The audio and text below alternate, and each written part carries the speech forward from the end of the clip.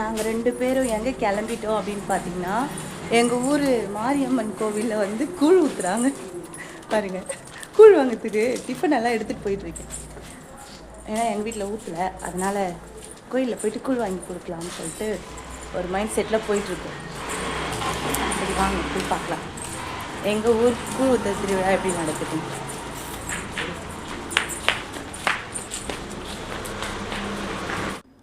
ஆடி மாதம்னாவே அம்மன் தான். அம்மன் அப்படின்னாலே கூழ் தான். ஆகஸ்ட் 15 வருஷம் வருஷம் அஹமதாபாத்தில் வந்து படபத்திர மாரியம்மன் கோவிலில் வந்து இந்த திருவிழா ரொம்ப விசேஷமாக நடக்கும்.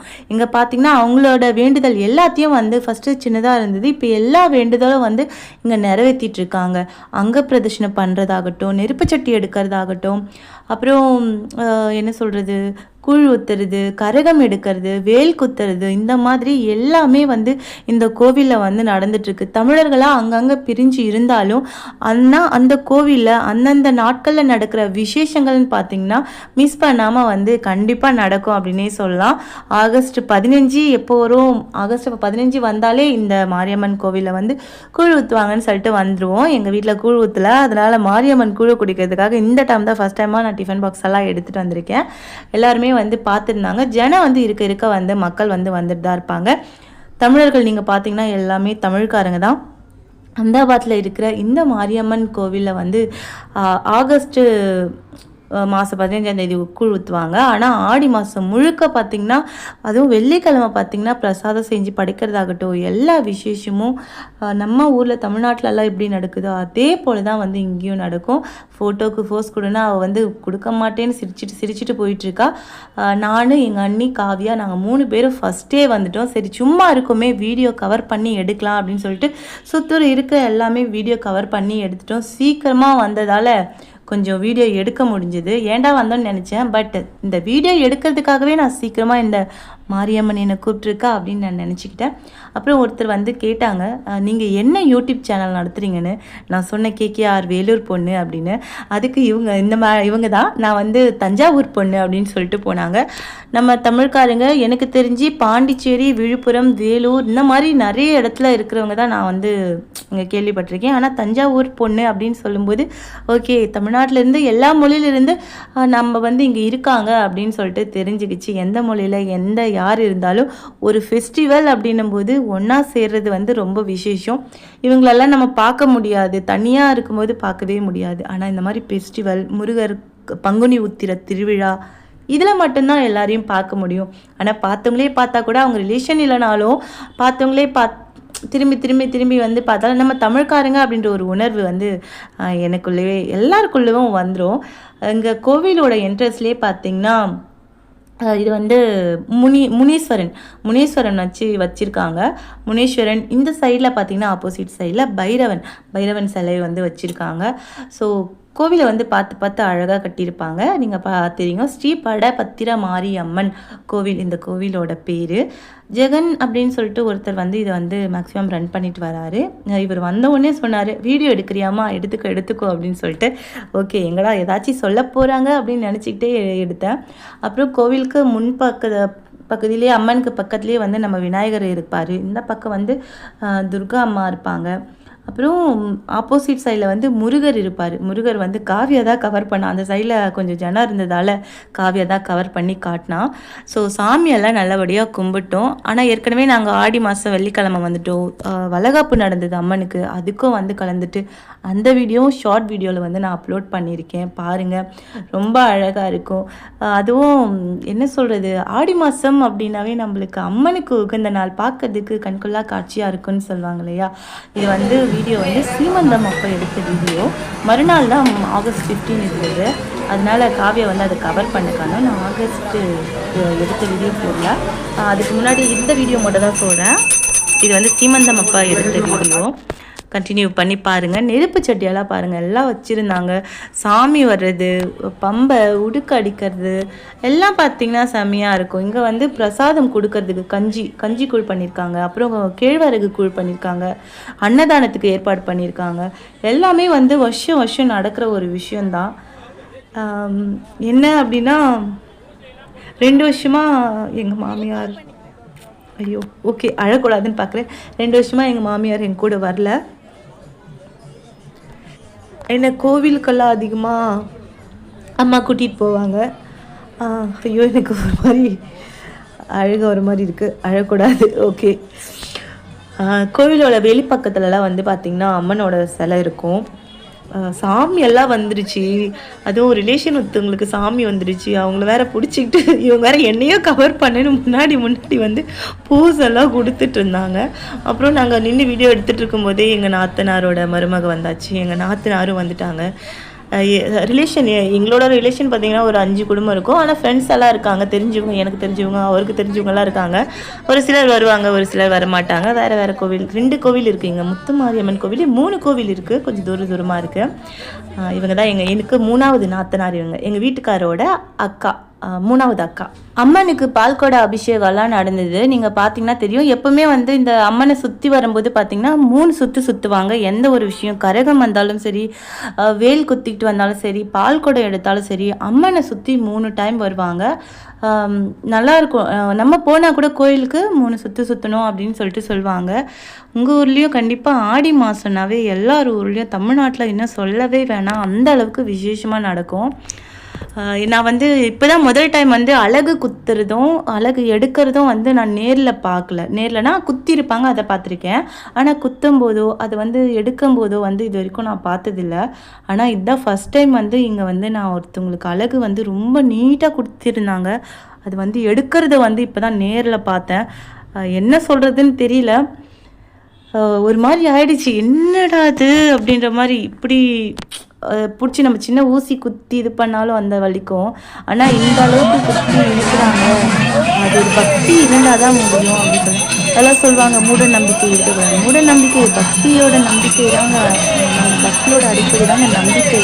மூட நம்பிக்கைன்றது ஒரு வேறு விஷயம். அந்த நம்பிக்கைன்றது ஓகே, நம்ம இது பண்ணோம், நம்மளுக்கு சாந்தம் நம்பிக்கை கிடைக்கிறது, அதுதான். மற்றபடி பார்த்திங்கன்னா மூட நம்பிக்கையில் நான் போக மாட்டேன், ஆனால் நம்பிக்கை இருக்குது. ஸோ சாமி இது பார்க்கும்போது இருந்தது. இது பார்த்திங்கன்னா காவியாவோட ஃப்ரெண்டு தனிஷா கோவிலில் மீட் பண்ணாங்க. 5th ஸ்டாண்டர்ட் வரைக்கும் ஒன்றா படித்தாங்க. அதுக்கப்புறம் வந்து தனித்தனி ஸ்கூல் போயிட்டாங்க. பார்த்ததும் அவ்வளோ ஹாப்பி 2 பேரும். அப்படி கூடவே நின்று கூழெல்லாம் குடித்தோம். கூழ் இங்கே ஊற்றுறதுக்கு முன்னாடி அங்கே வந்து ஒரு அம்மா வந்து கூழ் கொடுத்தாங்க. அதை வாங்கி நாங்கள் குடிச்சிட்டு இருந்தோம். அது வந்து தனித்தோட அம்மா, எல்லாருமே ரிலேஷன். பாருங்கள் இவ்வளோ நீட்டு வந்து இதுதான் சொன்னேன். வேல் வந்து அவங்க குத்திட்டு போனது பார்க்கும்போது சொல்கிறதுக்கு தெரியல. நம்மளுக்கு ஒரு மாதிரி புல்லரிக்கிற மாதிரி இருக்கும். அவங்க குத்திட்டு போனது நமக்கே என்னமோ ஒரு மாதிரி ஃபீல் ஆகும். இது வந்து மரம் வந்து எப்போவுமே இருக்கும். பின் சைடு, பேக் சைடு, கோவிலுக்கு பின்புறத்தில் வந்து இவ்வளோ பெரிய ஒரு மரம் இருக்கும். கோவிலுக்கு பாலாபிஷேகம் நடக்கிறது, கும்பாபிஷேகம் நடக்கிறது, எல்லாமே ரொம்ப ரொம்ப விசேஷமாக நடக்குங்க. நம்ம எங்கள் சோறு தான் முக்கியன்ற மாதிரி சோறுக்கு போனாலும் நம்ம இதெல்லாம் பார்க்கும்போது அது சாப்பாடெல்லாம் மறந்துடுவோன்னு சொல்லுவாங்க இல்லையா. பார்த்துனே இருங்க. அவங்க பாலெல்லாம் ஊற்றி அந்த வேலை இழுக்கிறது. ஐயோ, எல்லாருமே அங்கே ஒருத்தவங்களுக்கு சாமியே வந்துருச்சு. அந்த வேல் இழுத்ததுக்கப்புறம் சொல்லிக்கிட்டே இருந்தாங்களா, ஓம் சக்தி பராசக்தின்னு சாமி வந்துருச்சு. நிறைய பேருக்கு அதுக்கப்புறம் தான் வந்து சாமி வர ஆரம்பிச்சுது. அவர் எந்த அளவுக்கு வேகமாக பிடிச்சி இழுத்துட்டு அவரே கொஞ்சம் ஸ்லிப்பாகி விழுந்துட்டார். ரொம்ப நீளமாக இருக்குது இல்லையா, அதனால் அம்மனோட சக்தி இருக்கிறதால தான் இதெல்லாம் நடக்கும் அப்படின்றது கண்டிப்பாக உண்மை. கிண்டல் பண்ணுறவங்க, கேலி பண்ணுறவங்க, அவங்க பண்ணுறது பண்ணிக்கிட்டே இருக்கட்டும். அதை பற்றியெல்லாம் நம்மளுக்கு கவலை இல்லை. நம்மளுக்குன்னு ஒரு நம்பிக்கை இருக்குது, நம்மளுக்குன்னு ஒரு வரமுறை இருக்குது. அதனால் வந்து எதையும் நம்ம மற்றவங்க சொல்கிறதெல்லாம் காது கொடுத்து வாங்கிக்க கூடாது. ஸோ எல்லாமே நல்லதுக்கே அப்படின்னு நினச்சிட்டு போகலாம். எனக்கு என்ன பேசுகிறதுனே தெரியல. அதுக்கு முன்னே லொடன்னு பேசுவேன். இப்போ கொஞ்சம் பேச்செல்லாம் கொஞ்சம் கம்மியாக இருக்குது அப்படின்னு நினைக்கிறேன். ஓம் சக்தி பராசக்தி இழுத்துட்டாங்க. அவங்க பின்னாடி ஒருத்தவங்களுக்கு சாமி அப்போ தான் வந்துருச்சு, சொல்லிக்கிட்டே இருந்தாங்க. நிறைய பேருக்கு வந்தது. எனக்கு தெரிஞ்சு ஒரு 6-7 பேருக்கு வந்தது. எங்கள் சிஸ்டர்னே சொல்லலாம். அவள் சிஸ்டர் சொல்லலாம்ல, சிஸ்டர் தான். அவளுக்கு சாமி வந்துருச்சு. வந்துட்டு அப்புறம் கோவிலுக்குள்ளெல்லாம் போயிட்டு நீரெல்லாம் வச்சு தண்ணி பாலெல்லாம் அவங்களுக்கு கொடுத்து அதுக்கப்புறம் தான் வந்து சாந்தமானாங்க. கரகம் வர டைம் ஆயிடுச்சு. கரகம் வந்து இப்போ எடுத்துகிட்டு வருவாங்க. முன்னாடி வந்து வேலு இதெல்லாம் எடுத்துகிட்டு போவாங்க. பின்னாடி வந்து கரகம். இந்த கரகம் வந்ததுக்கப்புறம் தான் வந்து செம்ம பாட்டெல்லாம் போட்டு வச்சுருந்தாங்க. அதெல்லாம் ஒரு மாதிரி நம்மளுக்கே வைப் ஆகும். கரகம் இதுதாங்க கரகம் ஊர் இங்கே வந்து சுற்றி வரும். ஒரு குறிப்பிட்ட அளவு இருக்குது. அந்த குறிப்பிட்ட அளவுக்கு வந்து சுற்றி வந்து கோவிலில் வந்து வச்சுருவாங்க. அப்புறம் இப்போ கூழ் ஊற்றிட்டு சாயங்கால டைமில் வந்து கும்பம் கொட்டுவாங்கன்னு சொல்லுவாங்க அந்த இடத்துல, எங்கள் ஊர் பக்கம். உங்கள் பக்கம் எப்படி சில பேர் வேறு சொல்லுவாங்க. எங்கள் பக்கம் கும்பம் கொட்டுறது அப்படின்னு சொல்லிட்டு சொல்லுவாங்க. அதே மாதிரி 3 டைம் வந்து அந்த இதை சுற்றி வந்த பிறகு கரகத்தை வந்து கோவிலுக்குள்ளே கொண்டு போயிடுவாங்க.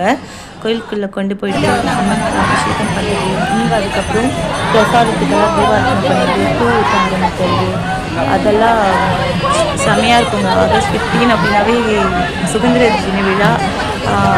அது நம்மளுக்கு தெரிஞ்சது. அதுக்கப்புறம் பார்த்திங்கன்னா அந்த தினம் இந்த இடத்துல வந்து குஜராத்தில் வந்து அஹமதாபாத்தில் படபத்திர மாரியம்மன் கோவிலில் வந்து கூழ் ஊற்றுறது வந்து வழக்கமாக வச்சுருக்காங்க. அதெல்லாம் சாமி வந்து பாட்டெல்லாம் அழ ஆரம்பிச்சிட்டாங்க. அப்புறமா முட்டி மோதி போய் கஞ்சி வாங்கிட்டு வரேன் தெரியுங்களா. கஞ்சி ஊற்றிடும் கூழ் வச்சு கஞ்சி வாங்கிட்டு வந்து கஞ்சியெல்லாம் குடிச்சிட்டு கூழ் குடிச்சிட்டு சரி சாப்பிட போகலான்னு சொல்லிட்டு அப்புறம் எல்லாருமே சாப்பிட்றதுக்கு கிளம்பு. ஆனால் என்ன சொல்கிறது, கூழ் வாங்கிட்டு பாடு பட்டம் பாருங்க. கீழே போகிறவங்களுக்கு கொடுக்க மாட்டாங்க, சென்டரில் இருந்து போகிறவங்களுக்கு தான் கூழ் கொடுக்குறாங்க. அவங்களும் சொல்லி சொல்லி பார்க்குறாங்க க்யூவில் வாங்கினா. ஆனால் இங்கே மக்கள் எங்கே கேட்குறாங்க, அதெல்லாம் கேட்குறதே கிடையாது. அப்படியே அடித்தான் முடிச்சான் சோறு தாண்டா முக்கியன்ற கதையை உள்ளே போயிட்டு அப்படியே தள்ளி விட்டு வாங்குறது. நான் வந்து கூழ் ஒரு இதுவில் பாத்திரத்துலேயும் இன்னொன்று வந்து கஞ்சியும் வாங்கினேன். இன்னொரு நாத்தனார் வீட்டில் இருக்காங்க, அவங்களுக்காக எடுத்துகிட்டு வந்தேன். ஸோ ஜாலியாக இருந்தது. நான் தான் கொஞ்சம் லைட்டாக வெயிட் போட்டிருக்கேன்ல, வெயிட் கம்மி பண்ணிடலாம். சாப்பாட்டுக்கு இப்போ வந்து போயிட்டு சாப்பாட்டுக்கு க்யூவில் நிற்கணும். அது எப்படின்னு தெரியாது, சட்டுன்னு க்யூ வந்து எவ்வளோ நீட்டுக்கு வந்துருச்சு தெரியுமா. அப்புறம் கூட பார்த்தா எவ்வளோ லென்த்தாக இருந்தது. ரொம்ப லேட்டாக தான் நாங்கள் வந்து எல்லோரும் பார்த்தா கூழ் வாங்குற மாதிரி இருந்தது. பார்த்தா அதுக்குள்ளே அன்னதானம் போகிற இடத்துல அவ்வளோ க்யூ நின்றுட்டுருக்காங்க. சரின்ட்டு நாங்களும் அப்படியே நின்றுட்டு பாப்பா வந்து பசி எடுத்துக்கிச்சாமா, அதை தான் நான் சொல்லிக்கிட்டு இருந்தேன். சரி அப்படியே கொஞ்சம் வீடியோ கவர் பண்ணலாம், சாப்பாடு எடுக்கிறதும் என்ன சாப்பாடு போடுறாங்கன்னு காட்டலான்னு சொல்லிட்டு அதையும் கொஞ்சம் அப்படியே கேட்சப் பண்ணிக்கிட்டு கிட்ட வந்த பிறகு நான் வந்து வீடியோலாம் எடுத்தேன். வீடியோ எடுத்த உடனே அவங்க வந்து வீடியோ எடுக்கிறீங்களா அப்படின்ற மாதிரி கேட்டுகிட்டே இருந்தாங்க.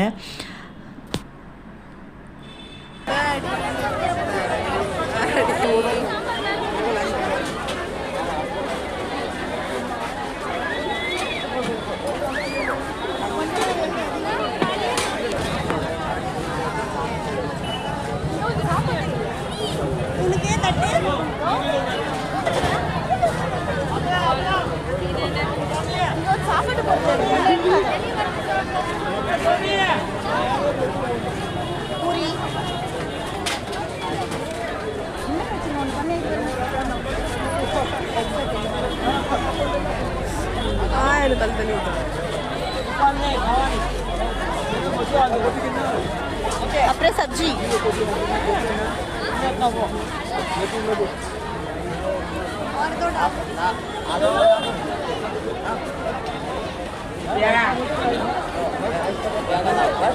அப்படியே அங்க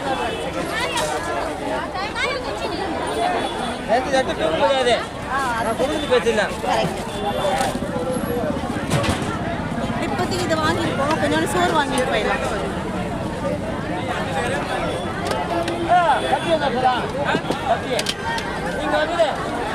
சாம்பார் லாஸ்ட்.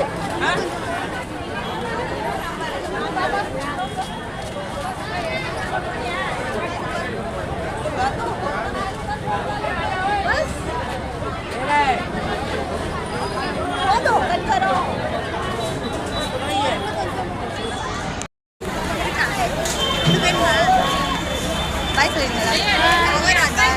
பாய் சொல்லு.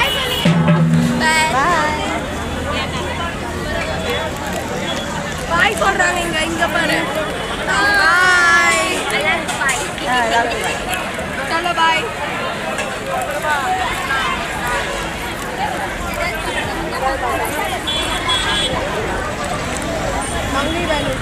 வந்த வேலை முடிஞ்சிருச்சு. அவங்கவுங்க வீட்டுக்கு கிளம்புங்கன்னு சொல்லிட்டு அவங்கவுங்க வீட்டுக்கு கிளம்ப ஆரம்பிச்சிட்டாங்க. நானும் வீட்டுக்கு கிளம்பிட்டேன். எல்லாருக்கும் டடாவாய் சொல்லிட்டு நானும் பிரதீப் கொஞ்சமாக சாப்பாடு வாங்கின்னு வீட்டுக்கு கிளம்பிட்டேன். ஓகே, இந்த வீடியோ பிடிச்சிருந்தா மறக்காம லைக் பண்ணுங்க, கமெண்ட் பண்ணுங்க, ஷேர் பண்ணுங்க. Thank you so much. அடுத்த வீடியோ பார்க்கலாம். டாடா, பை.